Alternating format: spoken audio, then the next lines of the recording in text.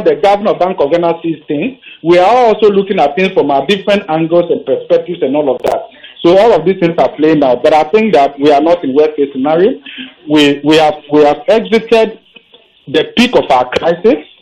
Recovery, you can trace it to the broadening of the economy, where things are happening on the ground and all of that. And therefore, I think this is not just a fluke.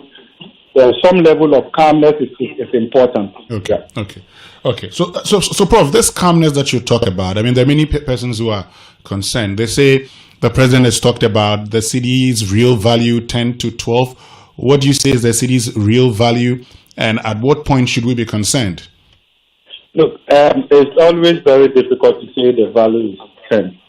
In a month's time, it could change. The dynamics, it's not fixed and all of that. I think that when we talk about market correction, I don't know whether I was on this, we had indicated that towards the end of the year, we should be looking at the CD probably close to 13.5. Others have talked about 14 and all of that. It's all about the dynamics.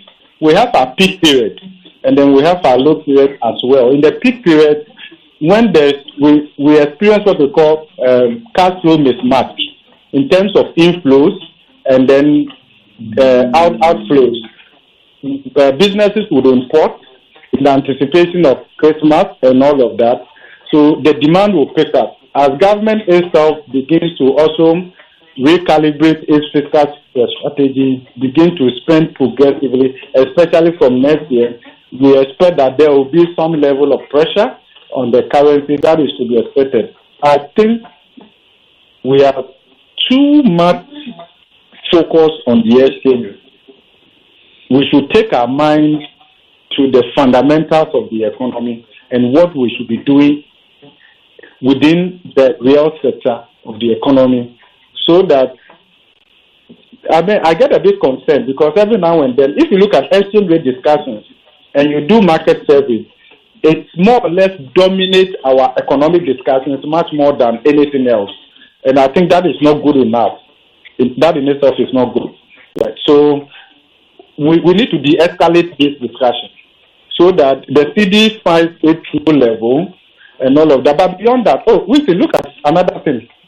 So if you look at the average exchange rate interbank and you compare that to Forex Bureau, and then of course the outer layer, black market, the divergence is too wide. So I think it's one area that the Bank of Ghana should be looking at.